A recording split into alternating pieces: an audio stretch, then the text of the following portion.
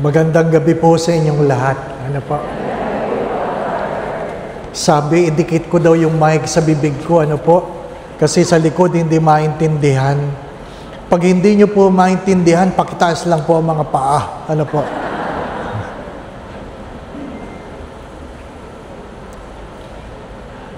Tonight, I would like to share some points from Saint Teresa of Lisieux regarding Christmas, regarding Advent. Ano po? Saint Teresa said, "What pleases Jesus is that He sees me loving my littleness and my poverty, the blind hope that I have in His mercy, that is my only treasure." My only treasure.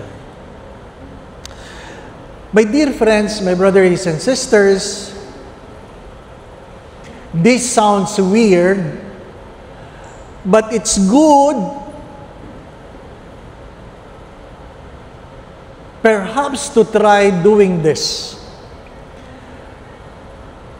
That you stand before a mirror naked.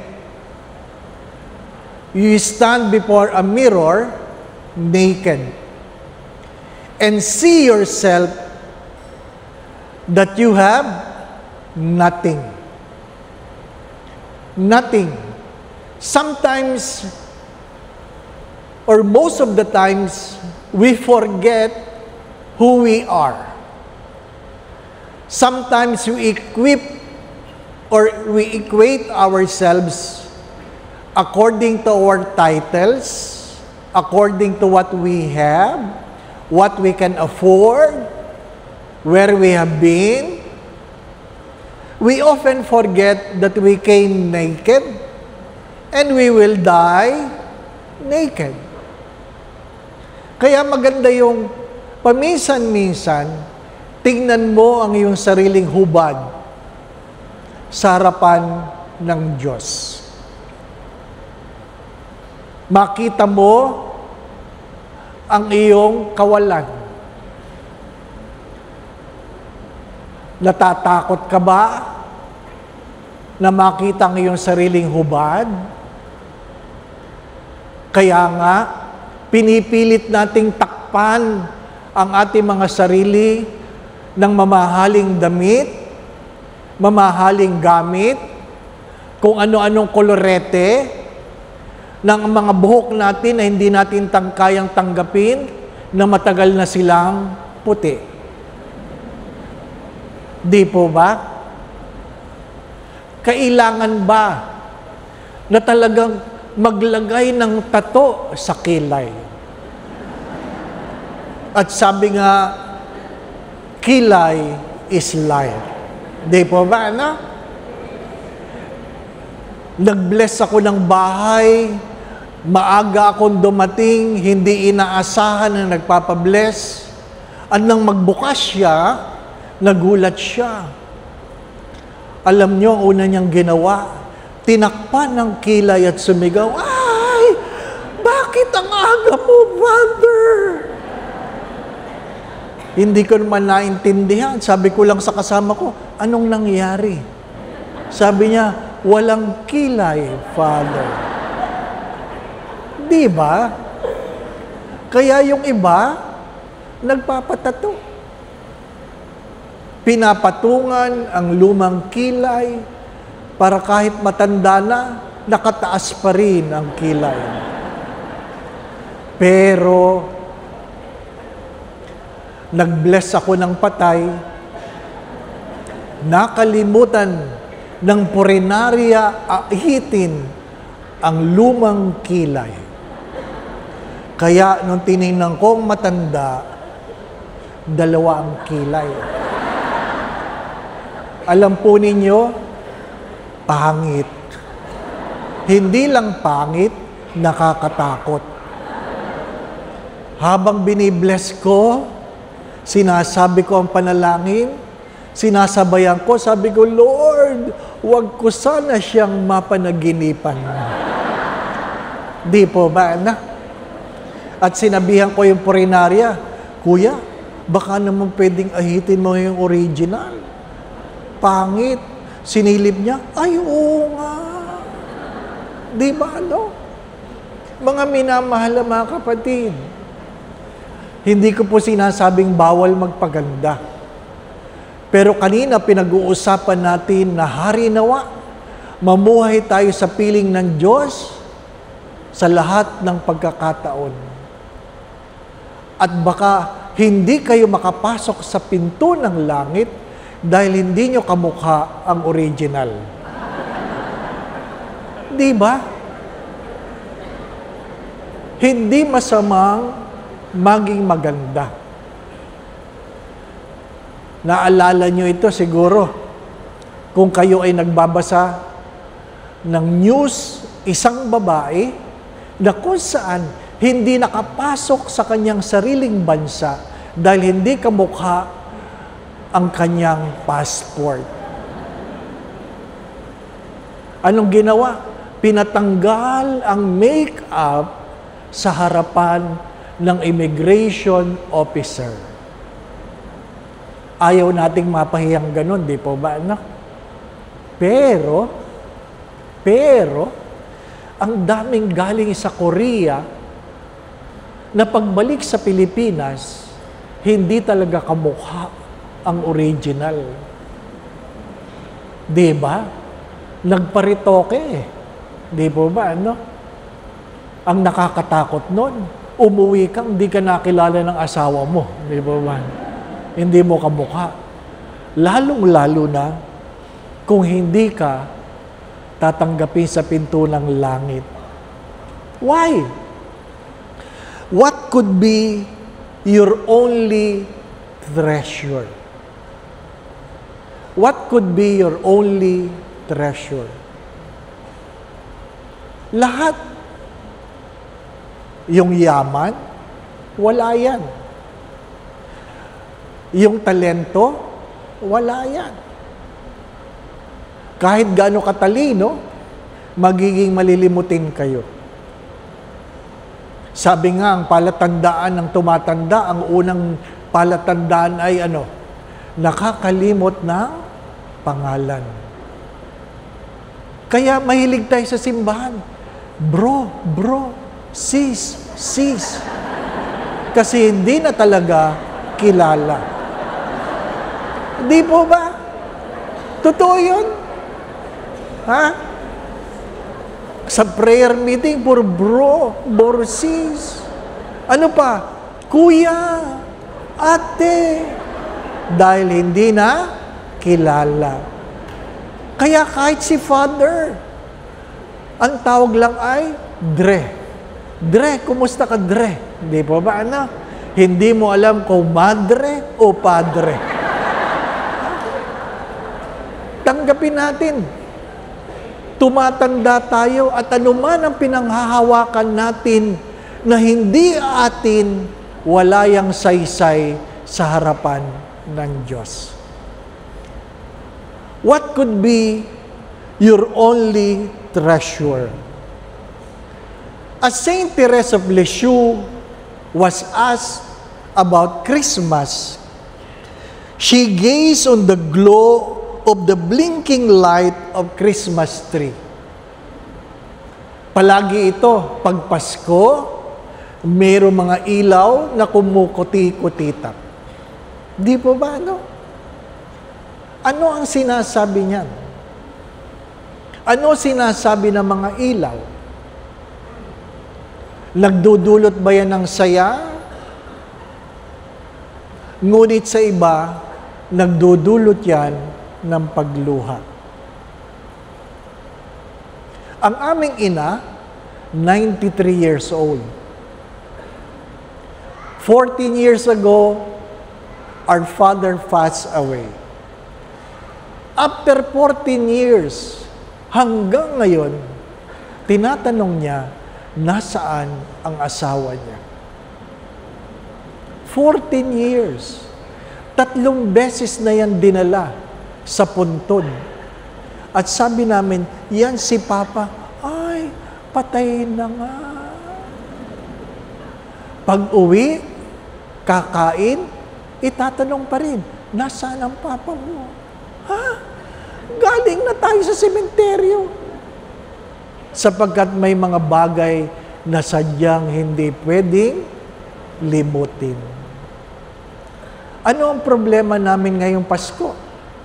Ang aming panganay na kapatid namatay noong Pebrero. At anong kaligayahan ng matatandang magulang? Regalo? Hindi na yan naghahanap ng regalo. Pagkain? Di na yan kumakain. Kung nanghihingi man ng regalo ang matatanda, hindi para sa kanilang mga sarili, kundi para sa kanilang mga apo. Di po ba? Bigyan mo naman ako para lang pagre-regalo sa apo. Ang kaligayahan nila, meron sila maiabot.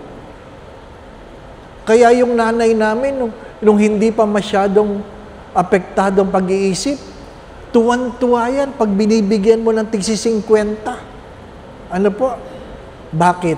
Ang dami niya naabutan. At kaya naman yung mga mapagsamantala, nakapila na, pipila uli. Kasi hindi naman maalala ng nanay namin na abutan na niya, hindi pa ba? Ano? The joy of Christmas for some is no longer the things we enjoy. Darating tayo doon. Malilimutan na natin ang mga pangalan. Pero yung mga minamahal mo, hahanapin at hahanapin mo sa araw ng Pasko. Kanina, pagkatapos ng misa, merong isang babae, umiiyak, sabi niya, Father, 5 taon na ako nagluluksa dahil sa pagpanaw ng aking mister. Agad-agad tinanong ko, anong balak niyo? Gusto niyo pang mag-asawa?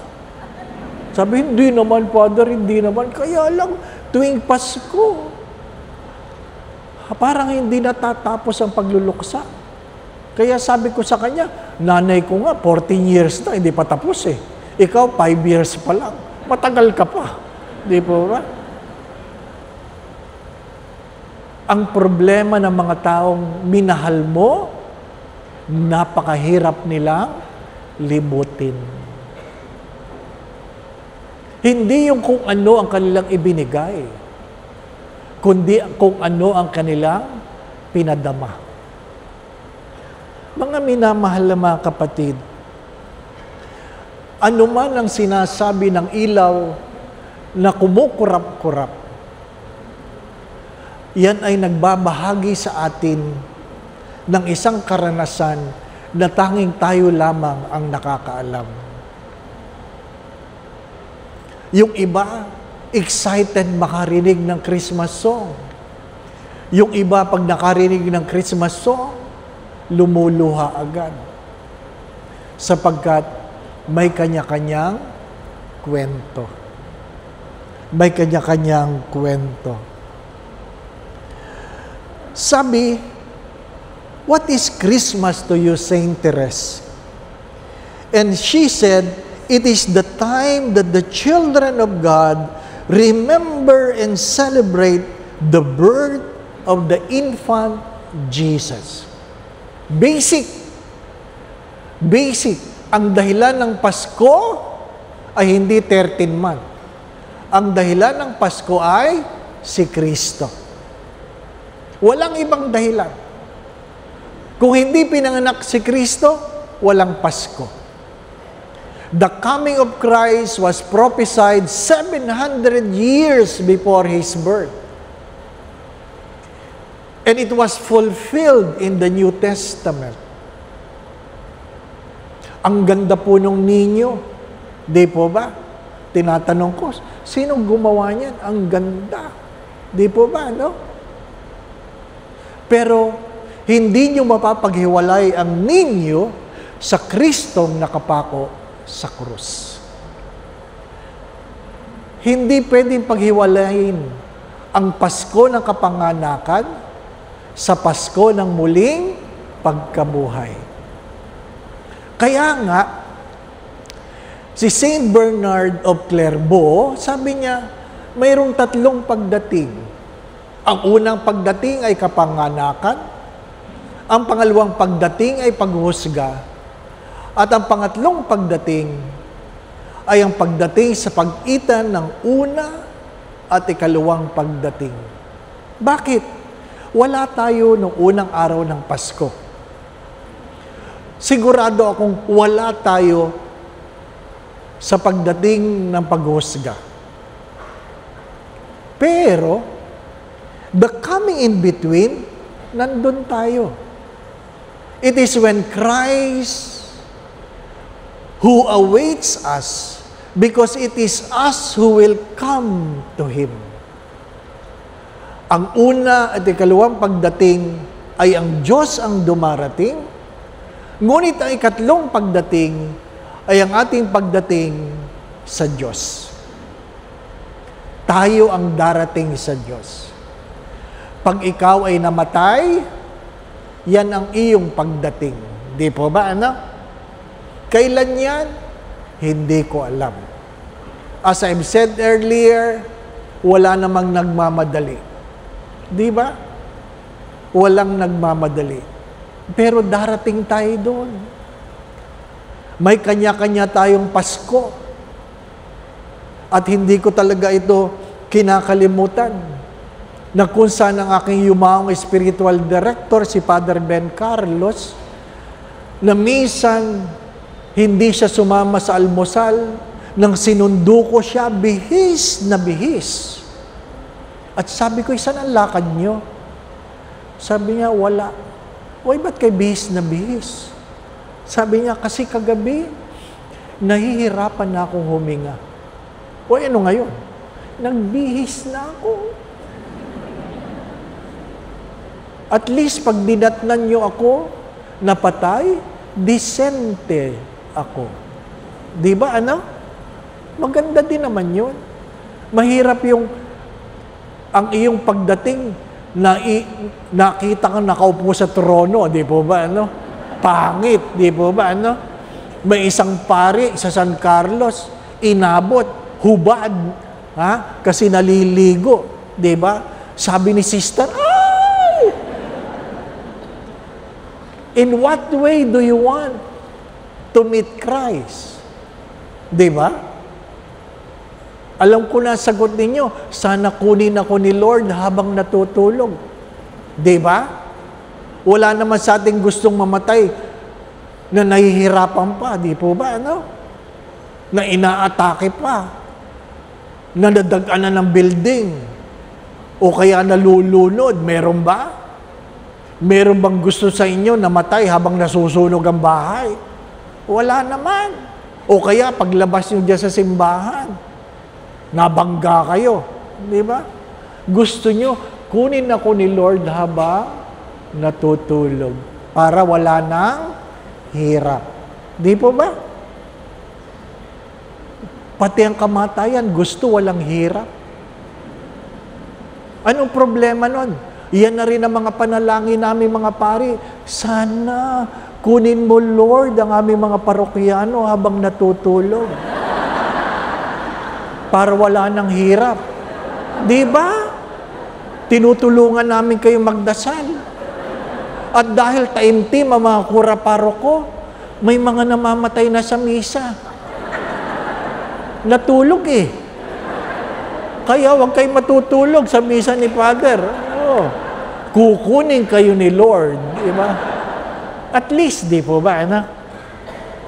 Kahit naman ang mga pari, ang pangarap ay ano, kunin ako ni Lord habang nagmimisa.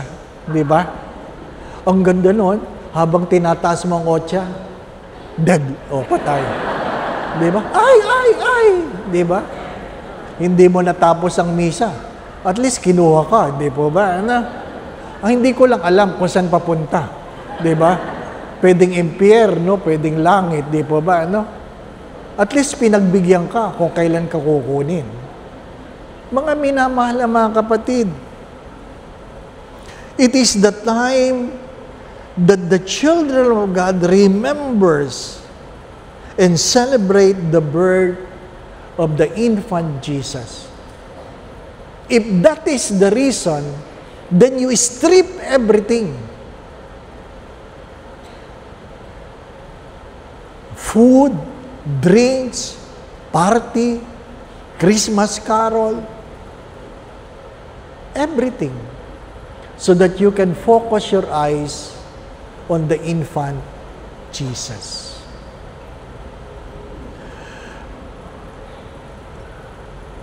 It is also the time that once again, the doors of heaven swing open. Great graces and torrents of spiritual light are poured into the world. The child Jesus will come to each person in a special way to be reborn in its soul. All the world receive a blessing from heaven. Alam po ninyo, napakaganda ito. Na kung saan, una, nakita mo ang dahilan ng Pasko ay ang ninyo. Ikalawa, nakikita mo na ang pagdating ng Diyos ay hindi sa pangkalahatang kadahilanan, kundi sa isang personal na pagdating. You will only appreciate the coming if you understand that His coming is a personal coming to you. Dati po, ang Eucharistic prayer nakalagay, for the salvation of all.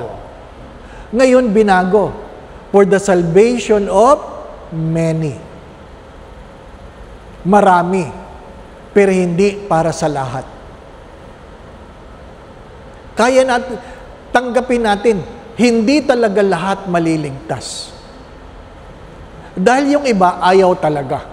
Di po ba? The grace was given to everyone, but not everyone received. So the salvation is open to everyone, but not everyone will be saved.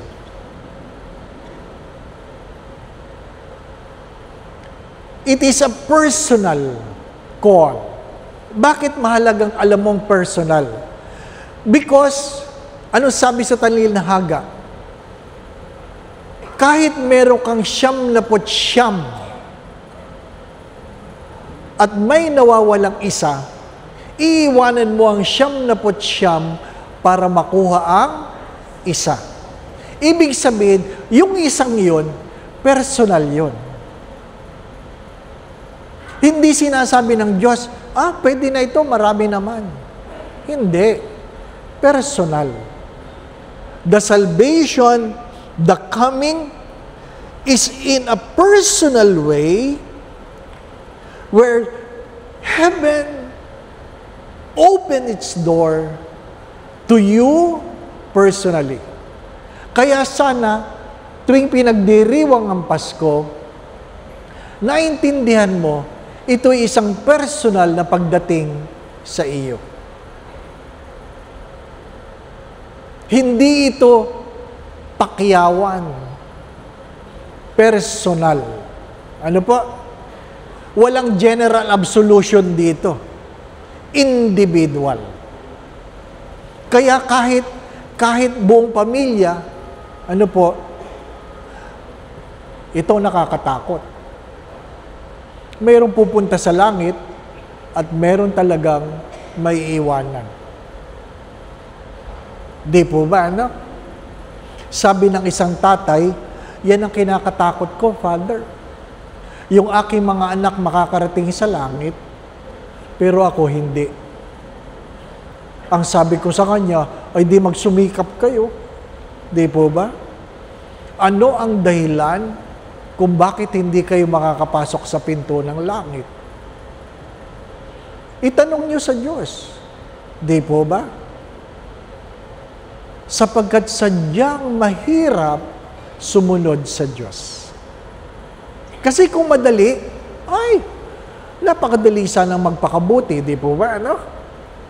Sabi nga nung isang pari, may sakit, kumakain ng bawal. Sabi namin sa kanya, bawal yan ah. Ano sabi niya?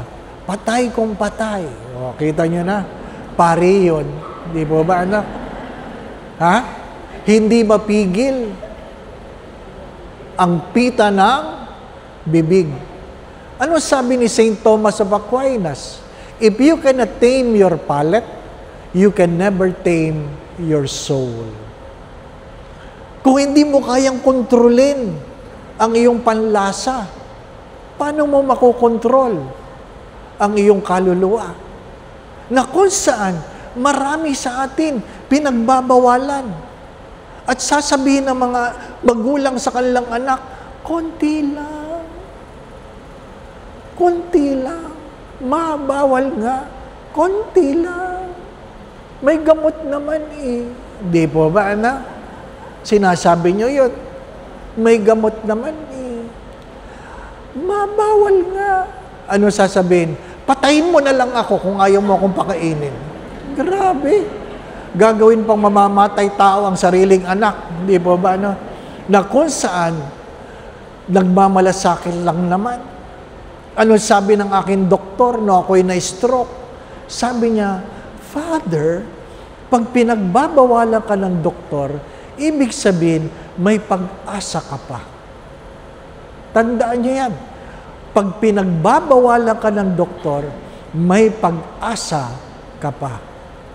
Kaya pag sinabi ng doktor, you can eat anything, ibig sabihin, wala ka ng pag-asa.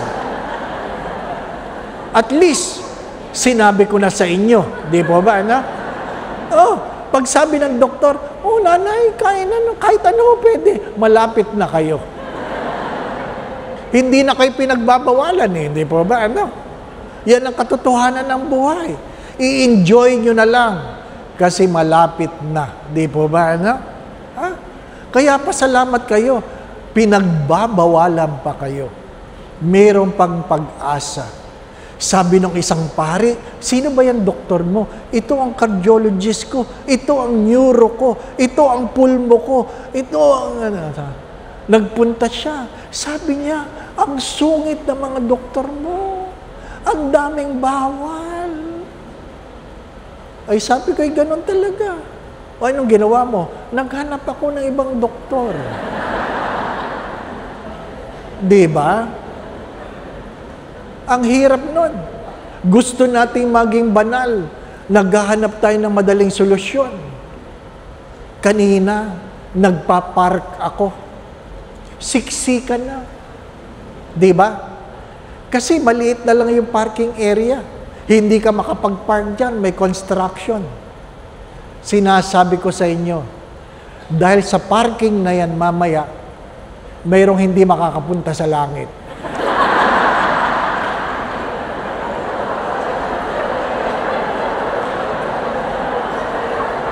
Bakit? Iinit ang ulo mo. Gusto mong makalis ng madali, ang dami nakabara. Di ba? Sa napakaliit na problema, ipagpapalit natin ang pinto ng langit. Di ba?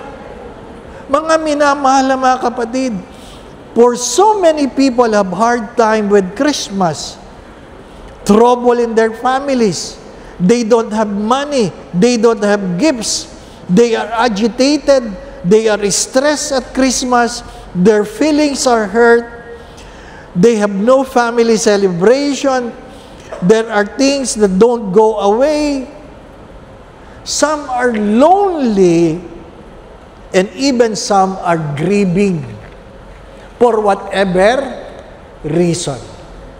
Why? Because we focus so much on ourselves rather than the real reason why there is Christmas. Di po ba? Nagsimba ka na. Nakuha ka pa ni Satanas sa parking. Di ba? Alam naman natin na ang tinatanggap natin sa komunyon si Kristo. Di po ba? Sino tinatanggap? Si Kristo. Pero bakit? Pag ang lay minister nandito, doon ka nakapila, at katabi niya si Father, bigla ka lumilipat. Di ba totoo? Akala ko ba si Kristo? Mga minamahal na mga kapatid, simpleng bagay yan. Simpleng bagay na kung saan kayang-kaya tayong nakawin sa harapan ng Diyos dahil nakalimutan natin ang tunay na diwa ng Pasko.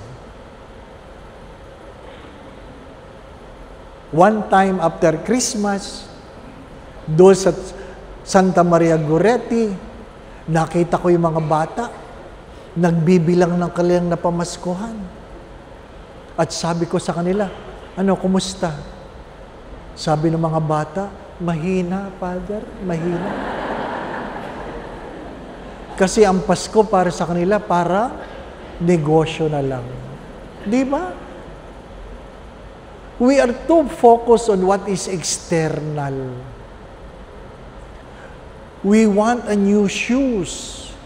Later on, you realize you can no longer walk. Nagulat ako.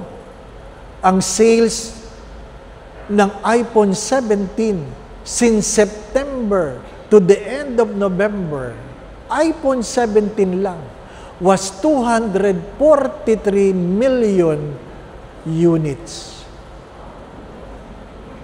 Huh? Ang pangarap lang ng iba, iPhone? Di po ba, Tanungin niyo mga kabataan, ano ang kanilang wish sa Pasko? iPhone. Gusto ng bagong cellphone na kahit gaano kabago, ang kausap naman luma. Di ba? Marami nga, sorry, kahit matatanda, gusto bagong cellphone na hindi marunong paano gamitin. Oo. Dati nagagalit ako, pag nagmimisa ako, mayroong tunog ng tunog, krrr, krrr, krrr. Ngayon hindi na. Tanggap ko na, matanda ang may-ari nun. Bakit? Binigyan ng bagong cellphone, hindi marunong mag-operate, di ba? Hindi pa malaman kung paano isa-silent, ano ba? Ha? Siyempre, ayaw mong tingnan para hindi mapahiya. Ano po? Tatayo yan, lalabas ng simbahan. Ano po? Naka-speakerphone. At sasabihin niya, ano ba? Nagsisimba ako. Dinig ng buong bayan, no? Bakit ba? Pag matanda na tayo, huwag na tayo makipagsabayan pa. Ang tatanda na. Maya-maya, Father, selfie tayo, selfie. Hindi naman marunong. Isipin mo, nagsiselfie kami, kalahati ng mukha ko, kalahati ng mukha niya. Sabi ko, yan ang makikita natin dyan, nanay. Para lang ba masabing nag-selfie na? Sabi ko, ipakisuyo nyo, nanay. Malabo yan, malabo. Bakit malabo? Nagsiselfie na, nanginginig pa. Malabo talaga yon. Di ba? Para lang masabi, nag-selfie kami ni Father. Mabuti kung makikilala ako. Kalahati lang ng mukha ko. My dear, ay nako. Ha? Mga minamahal na mga kapatid. Kaya nga, Saint Teresa of Lisieux humbly accepted that there are times that she herself suffered grief, sorrow, loneliness, depression, severe illness, and disappointment. during Christmas. Santo yan, santo. Diba? Inamin niya. Inamin niya. Na sadyang may pagkakataon na kahit gaano kagandang okasyon, kung ikaw ay may sakit, ang asawa mo ay may sakit, ang anak mo ay may sakit, kamag-anak mo ay may sakit, sadyang luluha ka. Binati ko ang aking kaibigan kanina, happy birthday.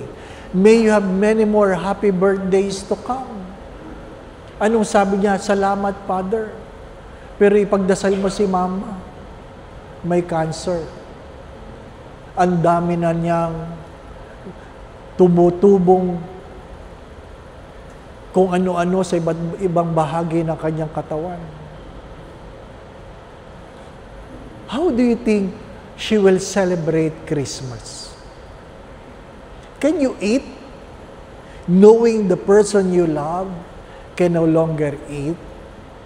Can you still go out knowing that there is somebody at home cannot even stand or sit because they are not well? Diba? You still think of shoes that other people remain in their wheelchair? Do you still think of food that others cannot even eat? And those who can eat, they can only eat a little. And some of them are even ostracized through their nose, not in their mouth. Di ba? Kaya nga, ang ganda ng paalala ni Saint Therese. Huwag kang makakalimot sa tunay na diwa ng Pasko. Hindi mo maiiwasan ang hirap. Hindi mo kayang takbuhan ang kahirapan, ang pagkakasakit, ang pagtanda. Di ba? Dati, kung nandiyan ka lang sa kabilang kalye, kaya mo, 15 minutes, nandito ka na. Dahil mabagal ka na, 1 oras. Mula sa bahay mo hanggang dito, late ka pa. Di ba? Bakit? Sadyang mabagal na tayo. No? Kahit gaano ang iyong pagsusumikap na maglingkod sa Diyos, darating ang araw, di mo na magagawa yun. Kaya nga yung ibang lay minister na matatanda, ipamigay nyo na yan. Maghanap na kayo ng bata-bata. Diba? Kasi kung one-to-one-to lang kayo, di ba? Ang tagal na dumating ni Kristo mula sa altar tungo sa tao. Di ba ba, no? Mabagal na eh. At pag kayo ay sa bibig pa isusubo, the body of Christ. Hindi nyo alam kung saan nyo sasambutin. Di ba? Kaya sa bibig na lang, sa kamay na lang, di po ba ano? Natatawa kayo, pero yun ang katotohanan. Kaya pagdating ng Ash Wednesday, walang nakapila sa matatanda. Bakit? Ang lalaki ng krus eh, di po ba ano? From thus you came, to thus you shall return. Buong mukha mo, may abo. Totoo, hindi po ba? Totoo. Hindi tayo habang panahong malakas. Di ba? Ang nanay mo'y magiging bingi. Ang tatay mo'y magiging bingi. Pagdating ng araw, ikaw din bingi. Di po ba? No? Naranasan niyo na ba yun? Nagtatanong ang nanay mo, sumasagot ka. Di ba? Itatanong uli, sasagutin mo uli. Pangatlo, lalakasan mo na. Tapos sasabihin niya, bakit mo ako sinisigawan? Kasi yung kabilang tenga palang bingi, di ba ba? Ano? Ay, darating tayo doon. Father, Ang hirap ng bingi ang asawa. Ano sabi ni Father? Di wag kang magsalita ng malayo. Tingnan mo kung saan pinakamalapit. Kaya pag-uwi ni Mister, anong ulam? Tumingin lang daw si Mrs. Sabi niya, bingi. Lumapit siya ng ilang hakbang. Sabi niya, anong ulam? Tumingin lang rin uli. At lumaki ang mata. Sabi niya, galit pa. Bingi naman. Lumapit pa. Sabi niya, darling, ano ang ulam? Na may awa, kumibot ang bibig. Sabi niya, grabe, bingi na, matapang pa. Lumapit siya, darling, tinatanong ko lang kung anong ulam. Nagdabog. Nilakyan siya ng mata at kumibot ang bibig. Sabi niya, ang tapang, bingi naman. Sabi ni Father, yapusin na lang. Hinalikan niya ang kanyang misis at sabi niya, darling, ano ba ang ulam? At sabi ng kanyang misis, ano ka ba? Kanina ko pa sinasabing adobo.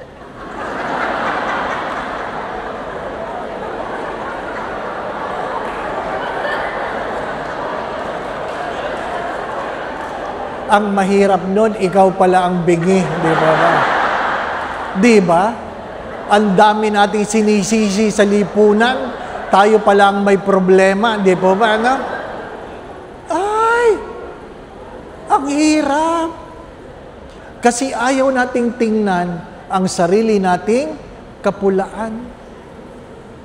My dear friends, my brothers and sisters, that's why in the little way, we are invited to look into ourselves rather than complaining about others. The moment you complain about your priest, look at yourselves. Di ba? Malapit na simbang gabi. Akala nyo madali yan. Hindi.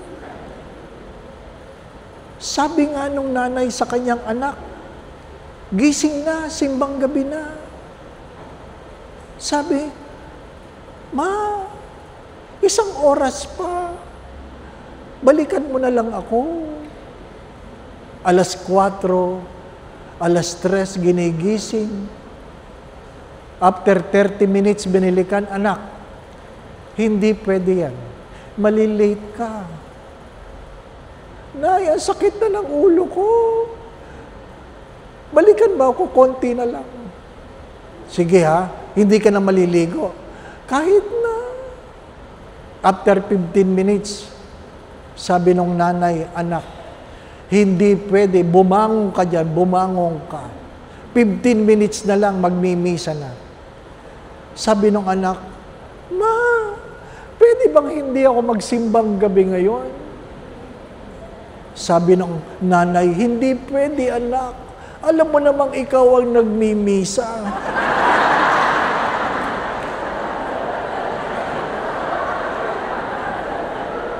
Akala nyo, kayo lang nahihirapan, ha?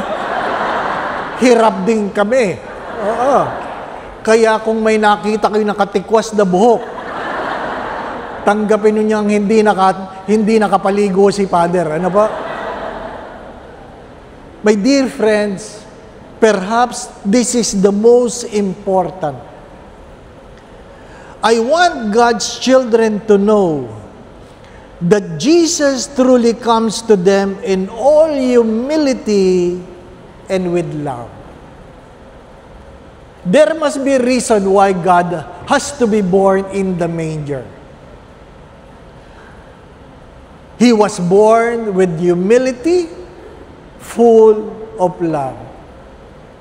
Pwede kang magpakumbaba ng walang pag-ibig, pero hindi ka pwedeng umibig ng walang pagpapakumbaba.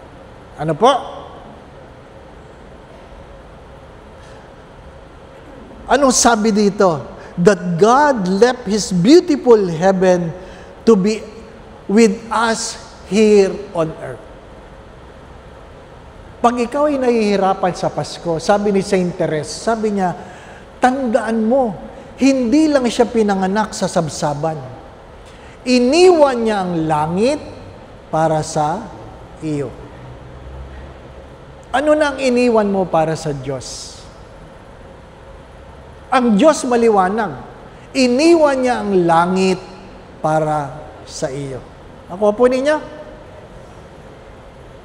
Kaya kung ikaw ay nagsasakripisyo, ang tanong ng Diyos ay, ano na ang iniwan mo para sa akin? Sapagkat ang kapanganakan ng Diyos sa sabsaban ay hindi lang siya ay naging tao. Iniwan niya ang langit ng para sa iyo. Kaya nga, pagdating ng veneration, may oras sa araw ng Pasko na hinahalikan mo ang ninyo. Maalala mo sana kung ano ang iniwan ng Diyos para sa iyo. Kasi kadalasan, ang iniisip lang natin kung anong iniwan ko, kung anong ibinigay ko. Hindi mo iniisip ano ang natanggap mo.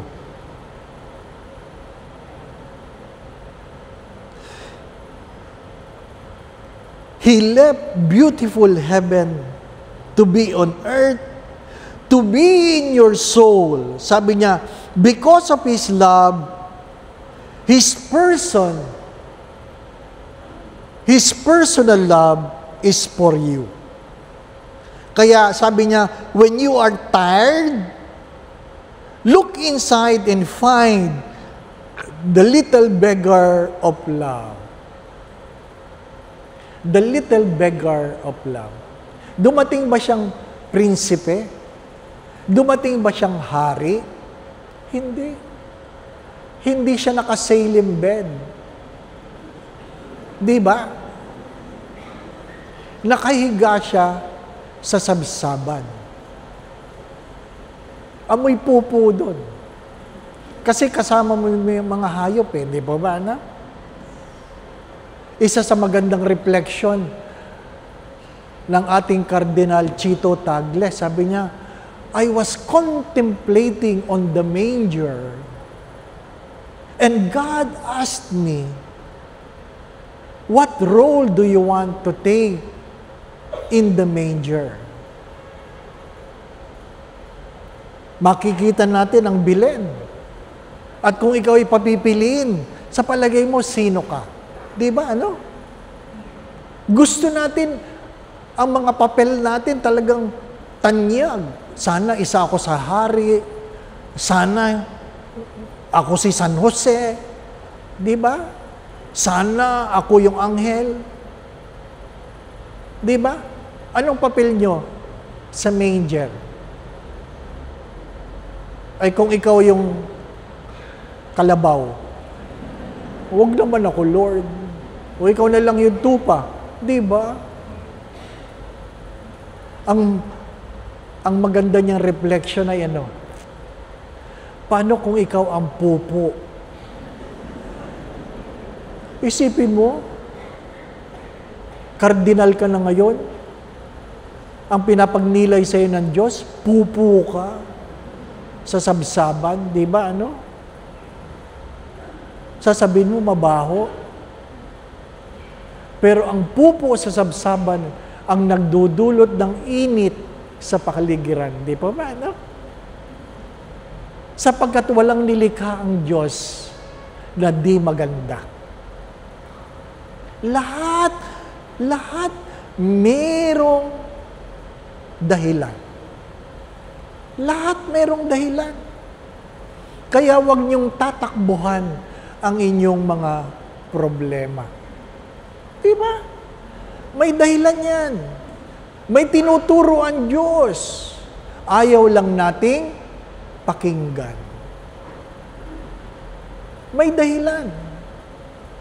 Bakit siya namatay? May dahilan. Sana hindi ikaw. Di po ba, ano? Mahirap yung tinatanong mo, bakit namatay ang asawa mo? Ikaw ang dahilan, di ba ba? No? Pero lahat may dahilan. Again, hindi lang siya pinanganak sa sabsaban. Mahalagang hindi lang mayroong kababaang loob. Puspos siya ng pag-ibig. Iniwan niya ang langit at nagmistula siyang nagpapalimos ng pag-ibig. Can you imagine? The God who created you beg for your love. Kaya ano sabi ni Saint Teresa of Lisieux? Cradle Him, cherish Him, look at Him, find a moment of peace there in the Christmas stable of your heart. Hindi lamang yung sabsaban na makikita mo bilang dekorasyon. Ang hamon ay, pwede ba ang sarili mong puso maging sabsaban ng Diyos sa Paskong ito?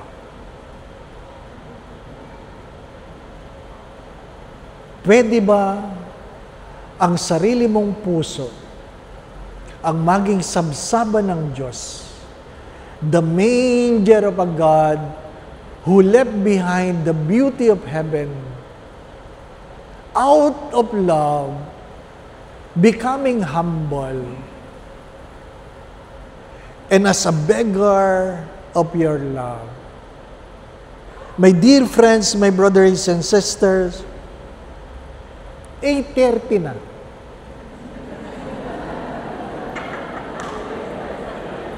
Malayo pa ako. Di ba? Maliwanag po ba? Na pag nagkaroon ng bilen sa harapan ng simbahan, ang paanyaya ay wag lamang itong tingnan. Ang paanyaya ay, ang puso mo ba ay pwedeng maging bilen ng Diyos sa Paskong ito? Isang Diyos na iniwan ang napakagandang langit para lang sa iyo. Kaya kung ano man ang reklamo mo, sabi nga ni Saint Therese, there are times you get disappointed, your feelings are hurt, your family are in trouble, but do not forget the reason why we have Christmas.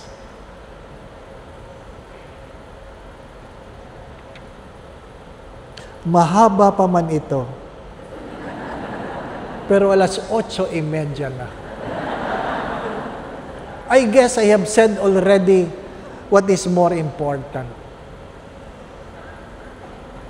Because if your heart cannot be the cradle for God to be born again in this Christmas, how can be your family become a manger for our Redeemer? Kaya pag ikaw ay natuksong magmayabang, huwag mong kakalimutan yan. Pag ikaw ay natukso na magmadamot, huwag mong kakalimutan yan. Sapagkat wala ka pang langit na iniiwanan para sa Diyos. Di po ba, ano? Wala pa. We have nothing to boast. There is nothing we can be proud of. Kaya sabi ng mga santo, the only thing we can own is our own sinfulness. And perhaps, this is a good invitation that before Christmas, you go to confession. Before Christmas, you go to confession. Be humble. But humble enough for the reason of love. Tanging pag-ibig. Hindi ako habang panahon narito. Hindi ka habang panahon na nandyan. Hindi ka habang panahong malakas. At kahit gano'n ang iyong yaman, hindi mo alam kung magkano yan. Di ba? At kahit gano'n karami ang pagkain sa pagkainan, wala ka ng panglasa. Meron kang dalawang mata, wala ka namang makita sa sobrang labo na ng iyong paningin. Meron kang tenga, wala ka ring marinig. Di ba, no? Buti ka pa, lolo, sa tanda ninyo, sweetheart pa rin ang tawag mo sa lola. At may kababaang loob na sinabi ng lolo, Apo, huwag mo sasabihin sa lola mo. Kaya sweetheart ang tawag ko sa kanya kasi nakalimutan ko na ang pangalan niya. Di ba, no?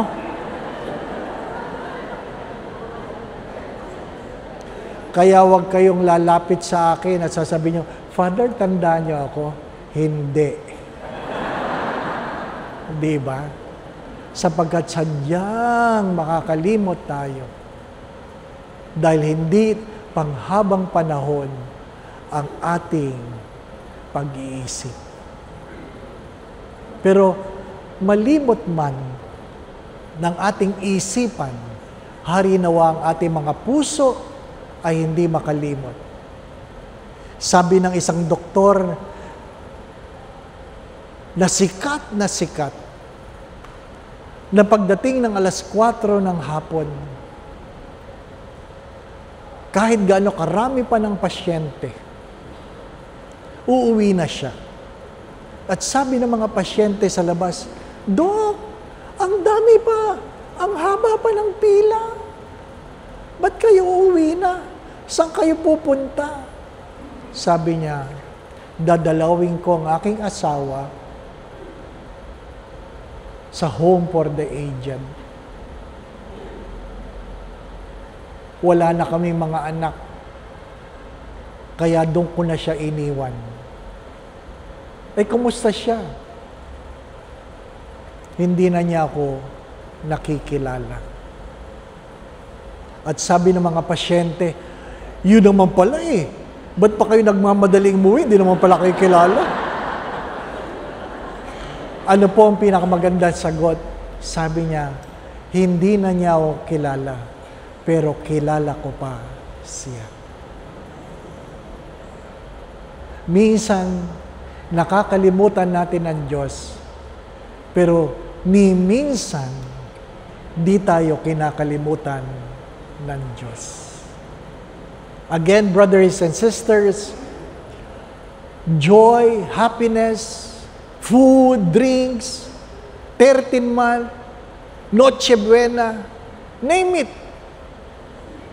They are not the reason why we have Christmas. The reason is the child born in the manger, because out of love, willing to be humble, left behind a beautiful heaven to come to you so that you can be the cradle of His love in this Christmas. Pasko na, sinta ko. Diba, no? Feel na feel. Minsan, gandang-ganda ka sa awit sa misa sa simbang gabi. Di ka naman naguhulog. Diba? Oh, natawa ka kasi totoo, di ba ba, no? Ay, nako. Halinawa, hindi nyo makalimutan ang maigsing pagninilay. Sumainyo ang Panginoon. Mag-ukol tayo na ilang saglit na katahimikan at kayo po'y aking inaanyayahan na kayo mismong humingi sa Diyos ng biyayang ibig niyong matanggap. Kung tatanungin kayo ng Diyos sa Paskong ito, what do you want me to do for you?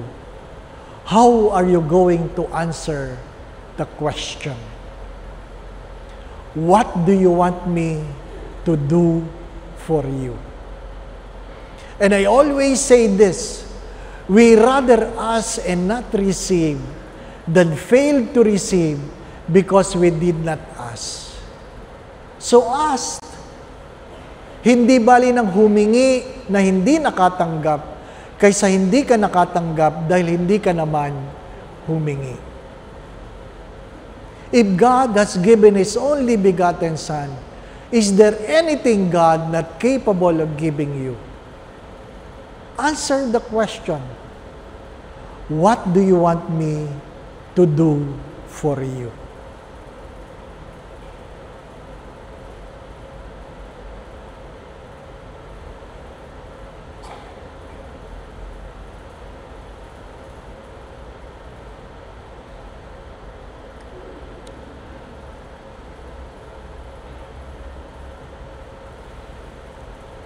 Batid ng Diyos ang iyong mga pagtawad, pagluha, ang iyong mga kahinaan at kalakasan, ang iyong mga kabiguan at tagumpay. Batid ng Diyos ang iyong mga pangarap, hindi lang para sa iyong sarili, kundi para sa iyong mga mahal sa buhay. Naway patuloy kang ingatan ng Diyos. Patuloy kang pagkaluban ng kalakasan, kalusugan. Kung meron ka mang karamdaman, nawa sa makapangyarihang pangalan ni Jesus na taga Nazaret, pagkaluban ka ng kagalingan. Kung merong karamdaman ng iyong mahal sa buhay, naway hipuin sila ng Diyos. Panumbalikin ang kanilang kalakasan. Kung anuman ang iyong mga pinagdadaanan ngayon, kung meron ka mang suliranin o problema, tuwangan ka nawa ng Diyos. Alisin ng Diyos ang iyong mga pagkatakot at pangamba. Gabayan ka nawa ng Diyos sa iyong mga iniisip at ginagawa. Dagdagan nawa ng Diyos ang iyong pananalig at pananampalataya sa Kanya. Nawa ang iyong pamilya saan man naroroon ay pagharian kayo ng Diyos ng pagmamahalan, pagkakaisa, pagkakasundo-sundo, kapayapaan, kasayahan, puspos ng pag-ibig at kasaganahan. Kung anuman ang iyong mga panalangin, kung anuman ang iyong mga pagdulog, naway ipagkaloob ito sa iyo ng Diyos bilang isang regalo, hindi lang sa Paskong ito, kundi sa taong darating. Nawa sa tulong at panalangin ng mga banal, lalong-lalo na ng mahal na Birhen, gayon din ni San Jose ang tapat niyang esposo, ang ating patron, si Saint Therese ng Lisieux, ikaw, ang iyong pamilya, naway pagpalain ng Diyos. Sa ngalan ng Ama, at ng Anak, at ng Espiritu Santo. Amen. Magandang gabi po sa inyong lahat.